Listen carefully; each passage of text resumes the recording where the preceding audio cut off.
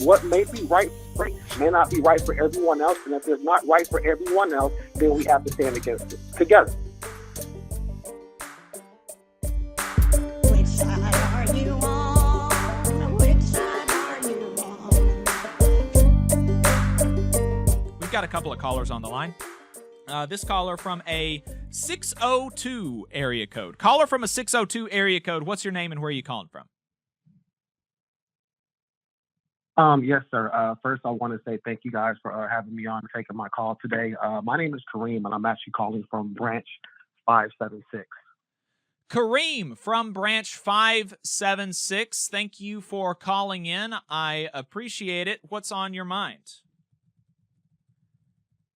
Yes, sir. Thanks for giving me the platform. I just want to speak on like some comments that I'm seeing. The gentleman that you just spoke with. Those type of people should really be ashamed of themselves. Right now, whether you're Democrat, whether you're Republican, we do understand that we're seeing this current administration attacking the federal workforce. Right. And I just don't understand why people continue to take up for this man. But it just goes to show the reality that we live in today, where it seems like people are just really, really blinded. And it's really, really just sad to see some of our brothers and sisters who are blinded and just can't accept the fact that this man he's coming in and he's doing harm. He doesn't care about the federal workers. He doesn't care about the unions.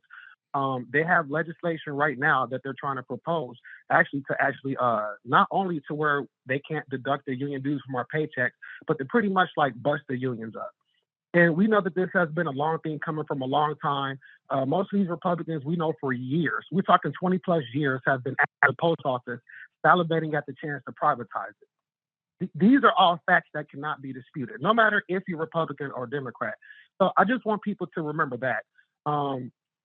Speaking on the contract, I want to speak on the contract Kareem, really quickly, and then I want to hear what you have to say about the contract. But I appreciate what you're saying, and genuinely, like, if you I think it's crazy, right? But if somebody out there is like, okay, when it comes to the one to what I'm gonna do 3 years and 9 months from now in a voting booth or whatever, when it comes to that, I think it's so important that the trans can't compete in sports that I'll vote for the Republican, then, whatever, right? I think you're silly. And I think if you, think that all of this is less important than that issue or whatever, I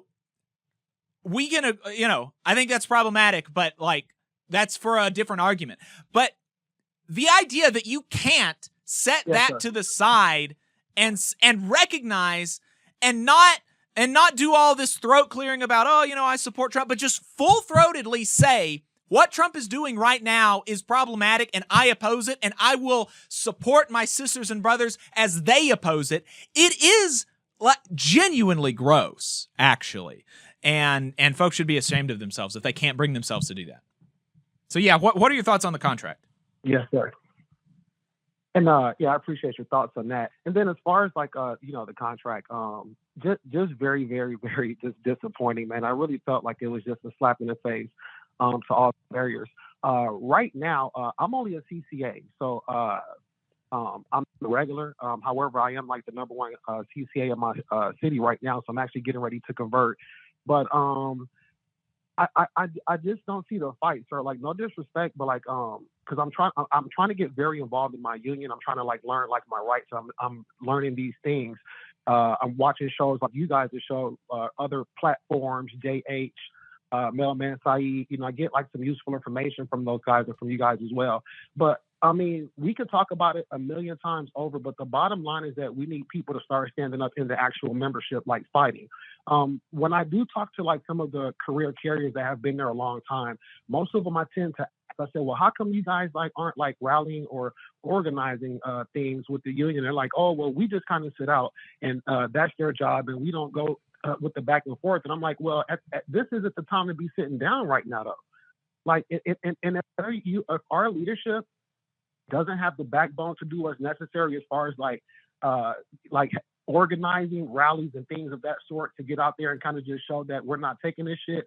Like, I feel like I feel like with our contract, I feel like the management kind of knew that. They knew, even though that contract, that tentative agreement got voted down. I think that they were like, you know what? We cut the TV on and we don't see enough people out here standing and speaking and saying that this is not right. So guess what? We're going to go ahead and just give them a shitty deal, because we know that they're not going to show up to not strike, but to protest or whatever. They're not going to show up in numbers. Maybe a few of them will come out. Maybe a few branches will come out. But it's not like universal. Like every branch in every part of our country that's tied to the Postal Service should have been rallying the members. And I'm really kind of just getting tired of it. And I think that's why some people are talking about like paying the dues. But it's just very important to remember that we have to keep paying the dues, because that's what allows us to take in this process as far as electing our presidential leader, which, you know, right now with Brian Renfro, we have to make sure we just vote him out in 2026. But I just wanted to give my thoughts on that, man. Like, I'm just kind of very disappointed with the contract. Once again, I'm a CCA. I'm learning the business, the politics of this. I'm not happy about what I'm seeing, but I'm one of these people that's going to stand up and fight. I'm not going to take this shit lying down. This really has been disappointing, but I want my brothers and sisters to know that you do have CCAs out here that's paying attention. I'm also one of those CCAs that voted that tentative agreement down because it actually benefited people like me, who I could have been starting off at a much more higher salary coming in, but I understood the bigger picture of not taking shit and saying that I'm sticking with the membership, and what may be right for me may not be right for everyone else. And if it's not right for everyone else, then we have to stand against it together. Kareem, really appreciate your call. Thank you. Yes, sir. No problem. Hey, 5 seconds. Just wanted to say that this is only possible because of our donors. If you want to see more of this, then consider donating yourself at tvlr.fm/donate. 702 area code. What's your name? Where are you? Hey, my name is Drew Banfield. I'm actually a shop steward at a branch 2502. Drew, shop steward, thanks for calling in. What's on your mind? Well, I just wanted to touch on a couple things. I've been listening. I love the show. But I wanted to touch on a couple things. I want to say thank you for letting me speak.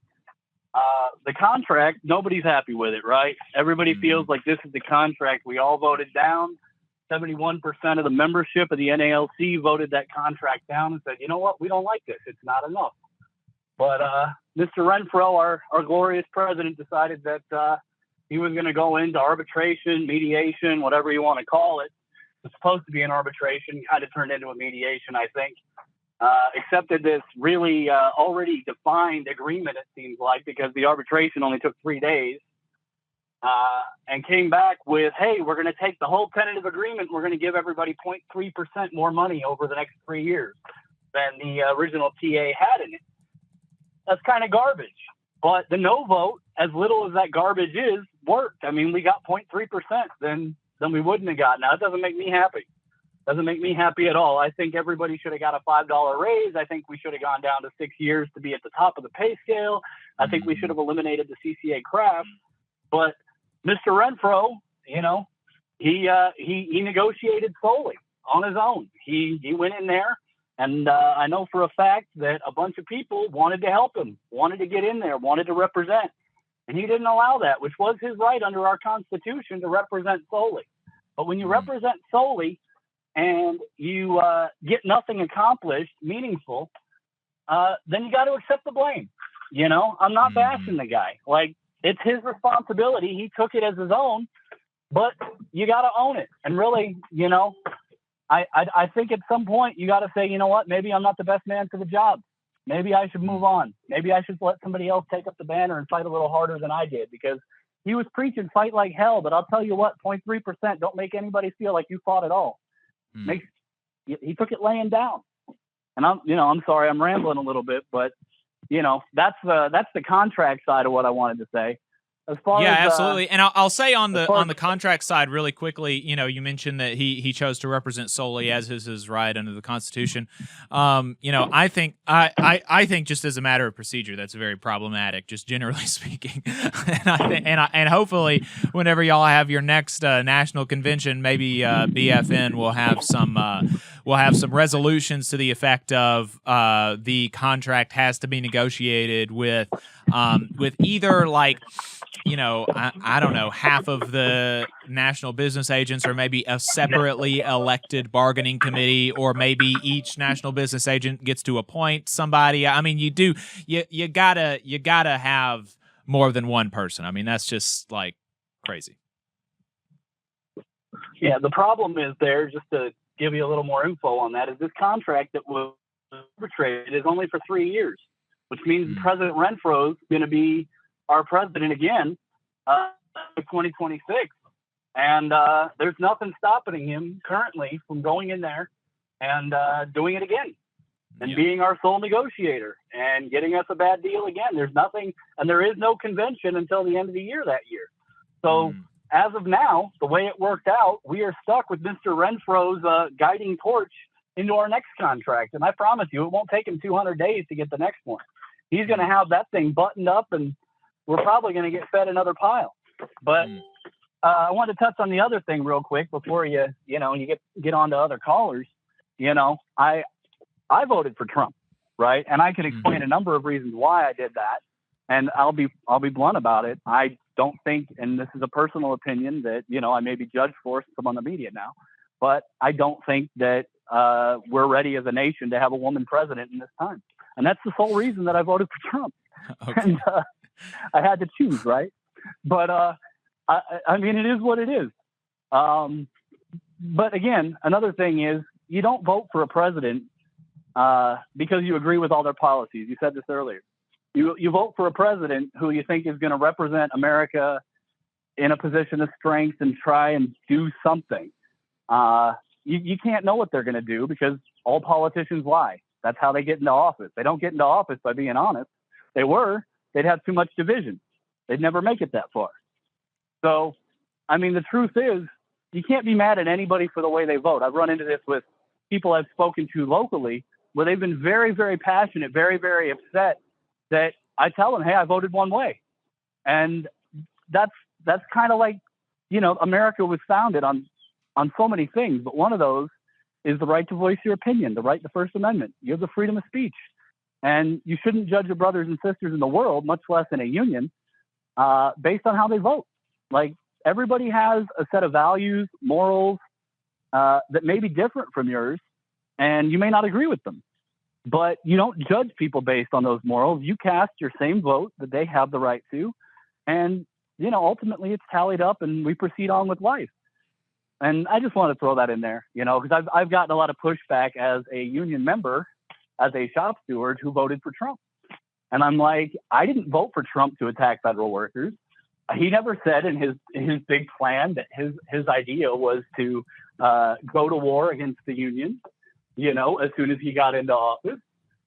But that's what he chose to do. And, I don't support any of those decisions. Drew, I appreciate the call. I do, I'll say a couple of things. Can you judge people for their vote? I think you can judge people for their vote, and especially if it's because you don't want a woman president. I'm judging you a little bit, Drew. But you can judge me a little do bit, think but I think there's something to be said. I'm muted. Yeah, clearly. Just a second. But there is something to be said that like you can judge people, but also there's a like I don't think there is a higher level kind of thing. Level of ignorance. Well, there's like a higher level of thing about being a union member and like judging people while still trying to be in while still trying to have fraternal relations with them, right? And still trying to be their brother and their sister and things like that. And but I can accept that people vote different ways than me, and that's that's not really problematic to me. I have problems with it, but I can move on with life, right? Yeah. Well, one thing I don't say know if real I'm still quick. muted or not. No, yeah, we can hear you now, Drew, and then we'll go to you, Adam. Yeah, go ahead, Drew. Go ahead. Oh, No, I was just. I mean, I get the feeling, right? Go ahead. Sorry, I didn't know I was talking. You talk, then I'll talk. Go ahead. Okay, go ahead, Adam. Cool. Yeah, I was just gonna say, I think your point, Jacob, is that, and this is how I feel. I don't look down on other workers for voting differently from me. I try to place blame with people in power, right? Like wealthy, powerful interests who are backing these politicians in both parties, in fairness. And like the people who are actually pulling strings, that's kind of where I reserve my anger and my feelings towards. You know, I disagree with fellow workers about some of their choices, of course, but if they're especially if they're a union brother or union sister, you know, I'm still going to have their back when things get real and when we're fighting the boss together and we're fighting for a fair contract. And I think that's important to have that solidarity. And to your point, you know, people come at this from very different perspectives, and unions are democracies. It's messy. We have to value that people do have those different opinions. And so I just wanted to say that. I mean, yeah, I do disagree with your assessment, but I appreciate that you are willing to say, hey, Trump is doing things I don't like. And so I will give you credit for that because, again, like I said earlier, there are some people who, whatever party they're in, it's like they're incapable of admitting, yeah, I voted for this person, but they're doing something I don't like, you know, and I don't think we lose anything. I think it's actually more honest and helpful to be straightforward like that. Yeah. All right, go ahead, Drew. Yeah. So my final thoughts, you know, that's the way it is. Like as far as the female president thing, I was in the armed forces. And I was in the armed forces between 2003 and 2008. And the military then was very, very strong. People were afraid to go to war, right? I was afraid to go to war. I was young. I mean, geez, I'm 40 now, so you can do the math. But the observation as a person who got out of the military in 2008, looking at our military over the last 10 years, it's just gotten weaker and weaker. And I mean, that was part of it too, from my perspective. I'm like, what's going to happen to our armed forces? We are known as the most powerful nation on the planet. And that is a huge safeguard to all of our interests as Americans. Without that strength is what allows you to project into the world. And without that, I just don't think that almost anything else matters, you know? And that was a big part of it too. And I was like, well, at a base level, who's going to represent a strength and a strong position better? Is it going to be Kamala Harris, or is it going to be Donald Trump? And I mean, I don't even remember who it was in the past. You probably can find the quote better than me, but there was a quote that said that the only time that a woman will become president is if she's vice president first. You know, and that's asserting that the president passes away somehow. And I don't agree with that statement, but not in this time. There are too many threats to American interests, and we need to be stronger than ever as a nation, and we need to be stronger than ever as an economy. And right now, our economy is not looking good. Donald Trump better fix that. You know, he made a lot of promises. Right now, I don't think he's helping it. Tearing away the American workforce and putting people on unemployment is not a great way to strengthen the economy.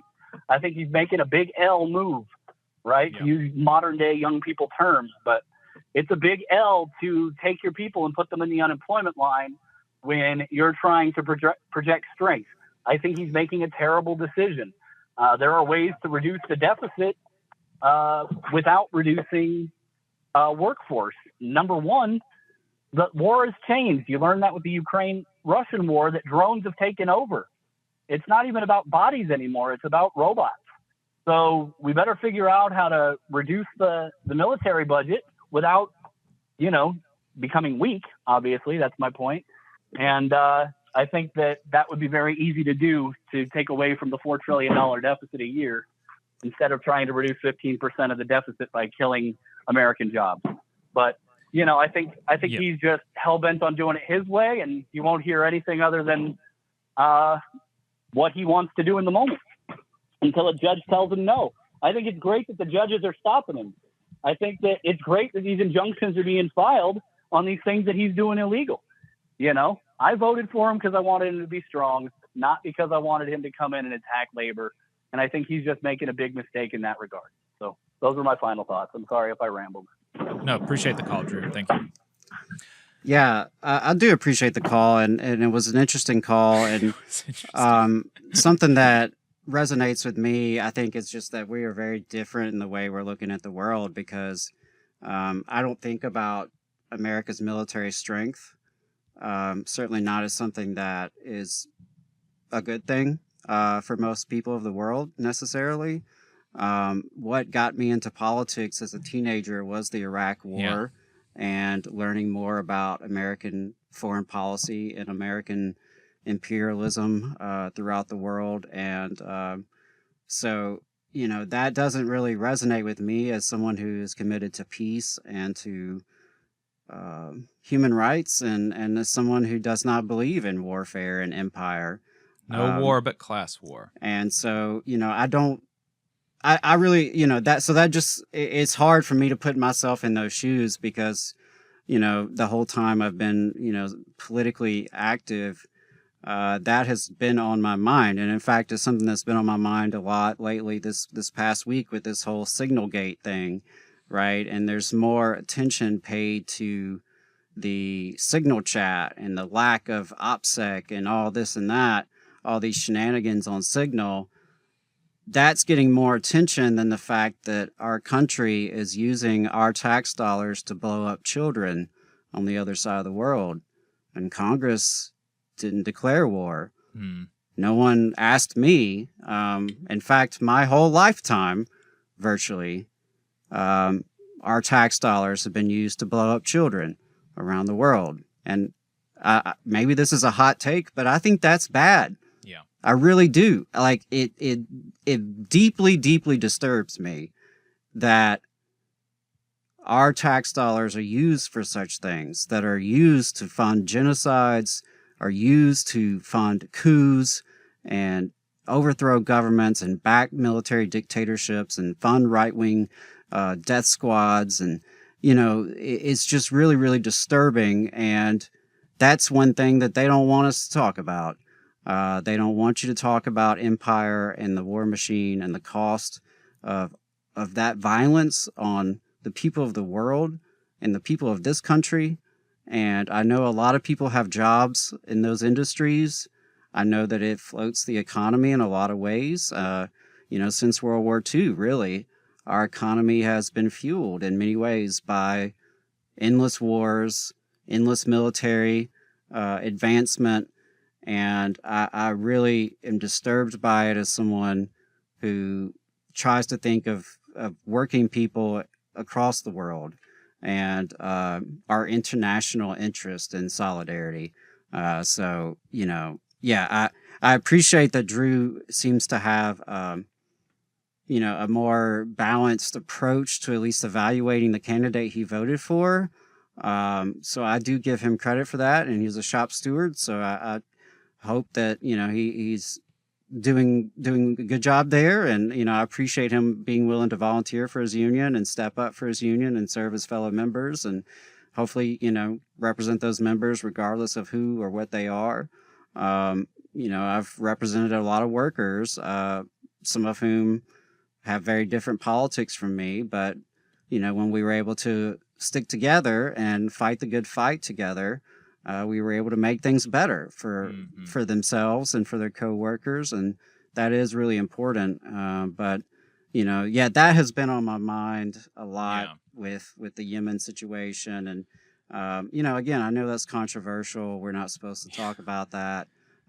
So I mean, it really is. It's scary how controversial it is, and I'll make just a couple of points on that. You know, our sister Vonda in the chat said, you know, kind of confusedly, you know, this guy's, you know, concerned about strength, and yet, you know, the military secrets on the Signal thread, you know, being shared. Obviously, you know, just from like a realpolitik kind of perspective, like obviously if what you're concerned about is like, oh, our enemies, you know, our enemies might, you know, whatever, what do they think about our military strength?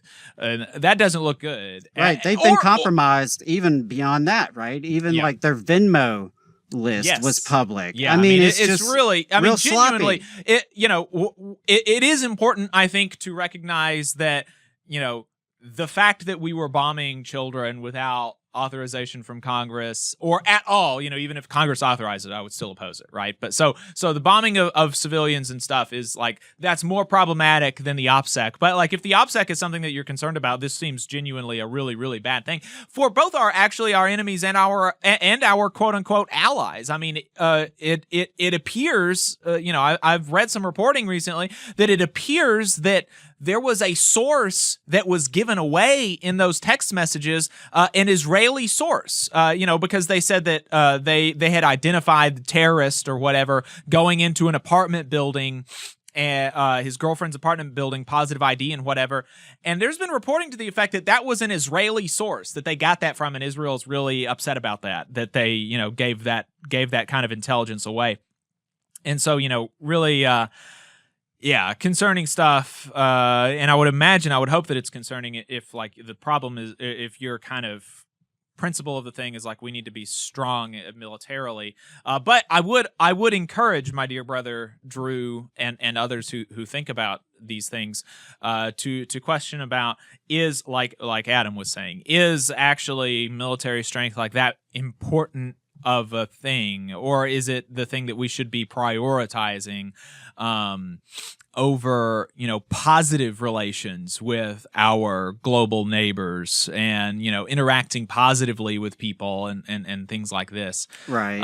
And the last thing I'll say, which I guess should be the obvious, which is, I don't understand an assessment that a woman couldn't be president. That is weird in the year 2025. I don't see any grounding to that. I would just say that I think all people are capable of leadership, regardless of their gender or race or whatever defining characteristics they may have that they were born with or whatever. I don't think that makes or breaks someone. I look at who they are and what they're about, what issues are important to them, their actions, their record. I would say that the Trump campaign on breaking federal worker unions, I mean, not exactly, but it also wasn't like a secret either. Many of us have been seeing this for a very long time. I mean, frankly, the far right has been upset at union rights forever in this country. Like, literally, we've always been in opposition. There's always been an elite business class and various folks underneath them with reactionary ideologies opposed to the labor movement. We finally made some progress in the 1930s because of the mass mobilization we had and the mass disruption we had, the mass organizing we had, right? And we did have a somewhat more sympathetic administration in the FDR administration, not to be confused with some sort of like union zealot, right? It wasn't like he did everything the unions wanted, right? We can look at the general textile strike of 34, the restrictions on federal workers, et cetera, et cetera. But, it's just, it is very, very, very interesting because I think it's been obvious that unions have been in the crosshairs for a long time. And after we did win those rights in the 30s, the right wing mobilized. They mobilized to weaken those rights immediately. Like, they went to work immediately fighting back against what little bit we did win in the New Deal. That's where we saw the spread of right to work. And it was often mixed in with segregationist politics and Jim Crow politics. And there was attempts to divide white and black workers and keep them apart. And you saw the Taft-Hartley Act in 1947, this big reaction against labor strength in the 30s and 40s, right? So, I mean, they have been chipping away for a long, long time. And powerful, elite, wealthy folks have long had the mission to destroy labor, to destroy working people's unions, because it is a way we fight back. It is a way for us to have a voice, a way for us to have democracy in the workplace, They want the workplace to be a dictatorship, Right. right? And that is the default for most people. Frankly, we're wondering, like, what else do you want to be a dictatorship? The brother mentioned First Amendment rights, but for who? Those are increasingly under threat. It's Right. clear that protests and demonstrations and civil disobedience is clearly under threat. And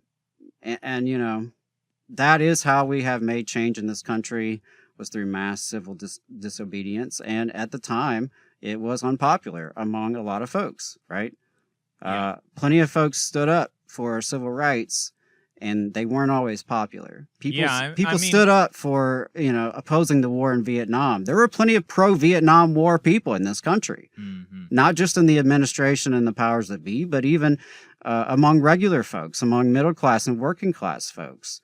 It's just, it's something that I think folks do have to pay attention and grapple with the class realities of this country and this world, that at the end of the day, there are working folks, and then there are the powerful capitalists who employ us and who own pretty much everything. The owners, right? So it's the owners and the workers. That's by and large where most of us fall. There is a middle class, and there's strata within that. You could dissect it more, but at the end of the day, basically there's workers and there's owners, and we as workers have to organize and build our majority. That's where our strength will come from, because no, we don't own the means of production. We don't own the media. We don't have billions of dollars to buy these politicians, but we do have the numbers. And that requires working across these differences and recognizing that where we may be different, we have a lot in common, and we have to unite around that. Man and woman, gay and straight, white and black, native born, immigrant, doesn't matter. Like, we have to unite around our common interest. And so, if you have a problem with certain other types of people, that's your problem. That's your problem, and you need to resolve that, because at the end of the day, solidarity is what it's going to take for us to resolve any of this. Like, we are facing so much crisis in this country and in this planet. We're looking at a climate that is being destroyed. It is threatening the future of our livelihoods, the future generations. We've got our rights are under attack. Our jobs are under attack. Our infrastructure is terrible. Our education's being defunded. You can go down the list, and we're already starting off in a pretty bad spot, because the United States of America does not have many of the benefits that other countries have enacted for working people, right? We're over here celebrating paid parental leave for teachers, which is great and a great victory, but it's like, holy shit, most countries already guarantee this, right? We're having to fight so hard just to climb up to what would be average in other countries. And yet we have such tremendous wealth, but it's concentrated in, such a tiny amount of hands. And I always think about that graph, and I show it every time I do a workshop, the graph that shows the concentration of wealth and the decline of union power. And as union power has declined, wealth has concentrated in the top, and it's just a vicious cycle. The more they decline, the more the wealth concentrates. The more the wealth concentrates, the more they can facilitate our decline. We have to break out of that vicious cycle of decline, because we are losing as working people. Like, things are getting worse for us. I can't look at my daughter and tell her her future is going to be better than the life I've had. And my parents certainly can't say that to me. So that is a problem that we have, and we have to unite as working people and let some of this other stuff go, and really recognize what's at stake here. You just saw a clip from the Valley Labor Report. We are live every Saturday morning from 9:30 a.m. till 12:30 p.m. And we pride ourselves on keeping all of our content free to everybody so that we can talk to as many working folks as possible. If you support the work that we're doing, you think that it's important, you think that it's good, then consider making a monthly contribution to the project, and you can do that on our website, tvlr.fm.